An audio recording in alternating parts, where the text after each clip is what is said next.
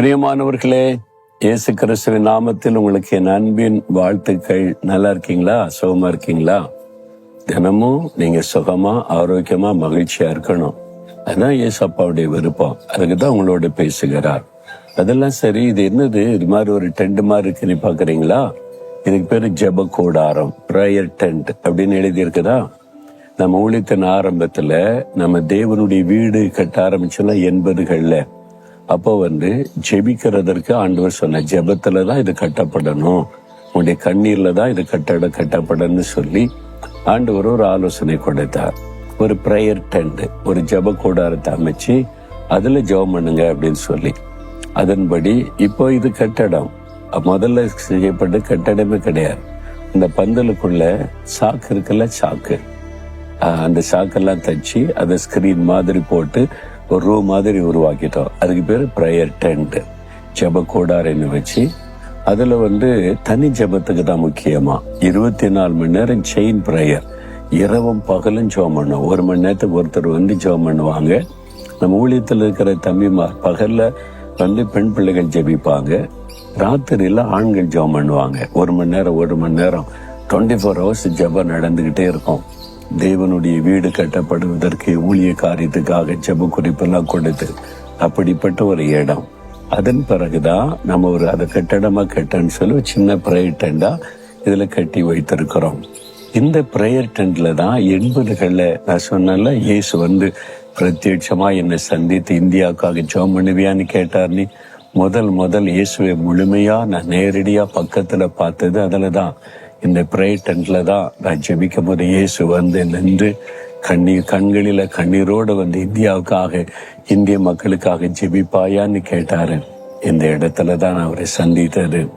இப்பவுமே இந்த இடத்துல ஆளுக்கு நம்ம ஊழியத்தில் உள்ளவங்க ஜெபம் செய்வாங்க. இங்க மேப் எல்லாம் உலக மேப், இந்திய மேப் எல்லாம் இருக்குது. அதை வைத்து காத்திருந்து ஜெபிப்பாங்க. இது மாதிரி ஒரு பிரேயர் டென்ட் உங்க வீட்டுல கூட ஜெபிக்கிற அறை, பிரேயர் ரூம் ரெடி பண்ணுங்க. ஒருவேளை பெரிய ரூமா கொடுக்க முடியாட்டாலும் சின்னதா ஒரு பிரேயர் கார்னரை உருவாக்கலாம். ஸ்கிரீன் கூட போட்டு உருவாக்கி அந்த இடத்துல ஜெபத்துக்குன்னு பிரத்யேகமா நீங்க வச்சீங்கன்னா அடிக்கடி இங்க ஜெபிக்க தோன்றும். ஜெப வாழ்க்கையில நீங்க உறுதியா இருக்க முடியும். அதுக்குதான் இந்த பிரேயர் டென்ட் அமைக்கப்பட்டு இந்த அளவும் ஜெபத்துக்காக பயன்படுத்தப்படுகிறது. நம்ம ஊழியத்துள்ள தேவ பிள்ளைகளை இங்க தனித்து ஜெபிப்பாங்க. இந்த இடத்துல நிறைய பேருக்கு ஆண்டவர் அற்புதம் செய்திருக்கிறார், தரிசனமாகி இருக்கிறார், தன்னை வெளிப்படுத்தி இருக்கிறார். ஆண்டவருக்கு ஸ்தோத்திரம். சரி, இந்த நாள்ல ஆண்டவருக்கு எனக்கு என்ன வார்த்தை வைத்திருக்கிறார் அப்படின்னு நினைக்கிறீங்களா? நீங்க 66வது சங்கீதம் 12வது வசனத்துல ஒரு அழகான வார்த்தை சொல்லப்படுகிறாரு. தீயையும் தண்ணீரையும் கடந்து வந்தோம், செழிப்பான இடத்தில் எங்களை கொண்டு விட்டீர். ஆண்டவரே, நாங்கள் தீயையும் தண்ணீரையும் கடந்து வந்தோம், இப்ப செழிப்பான இடத்தில் எங்களை கொண்டு வைத்திருக்கிறீர். எங்க ஊழியத்துக்கு ரொம்ப பொருத்தம். நான் அதை நினைச்சு பாக்குறேன். நாங்க நெருப்பையும் தண்ணீரையும் கடந்து வந்தோம்.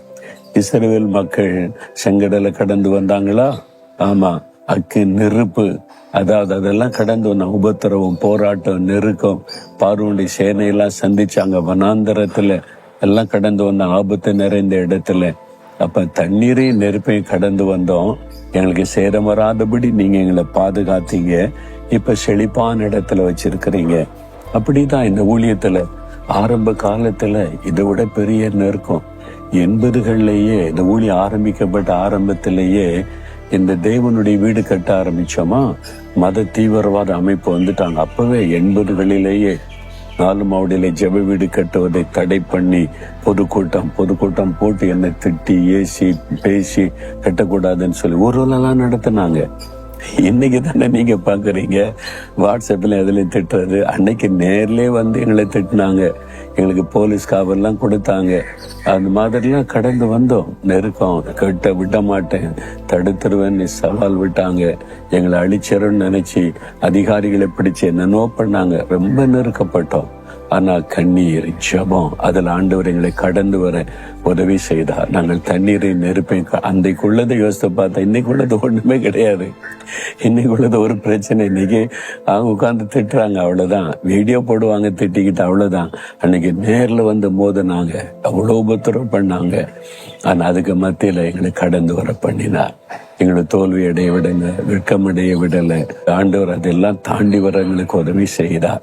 வாழ்க்கைன்னா போராட்டம் தானே, அதை கடந்து வரணும். இன்னைக்கு செழிப்பான இடத்துல இன்னைக்கு எவ்வளவு பெரிய மகிமையா, அன்னைக்கு எதிர்த்து அநேகர் இன்னைக்கு ஜெபிக்க வர்றாங்க.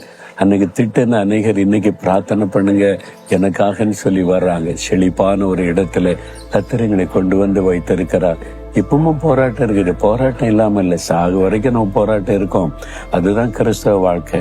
அதுதான் உங்களுக்கும். நீங்க பிசினஸ் பண்ணலாம், வேலை செய்யலாம், ஊழியம் செய்யலாம், படித்து கொண்டு இருக்கலாம். அந்தந்த சூழ்நிலைக்கு ஏற்ற போராட்டம் இருக்கும், நெருக்கம் இருக்கும், உபத்திரம் இருக்கும். கிறிஸ்தவ வாழ்க்கைனால் அது இருக்கணும். அப்பதான் இன்ட்ரெஸ்டிங். இன்னைக்கு நாங்க திரும்பி பார்த்தா கர்த்தர் ஊழியர்களுக்கு ஜெயம் கொடுத்தாரு. இப்படிலாம் எங்களுக்கு விரோதமா நடந்துச்சு, பேசினாங்க, அழிச்சிட நினைச்சாங்க, பயமுறுத்தினாங்க. போலீஸ் விசாரணை வந்துச்சு, ஆர்ஐ விசாரணை வந்துச்சு, தாசில்தார் விசாரணை வந்துச்சு. எங்கெங்கெல்லாம் எங்களை கொண்டு போய் நிறுத்தினாங்க 80கள்ல. அப்பவே நாங்க ஆண்டவரை தேடி தேடி அவரை பற்றி கொண்டுதான் வந்திருக்கிறோம். அதனால இன்றைக்கு வரைக்கும் அந்த போராட்டம் கடைசி வரைக்கும் இருக்கும். அதெல்லாம் ஆண்டவர் கற்றுக் கொடுத்தார்.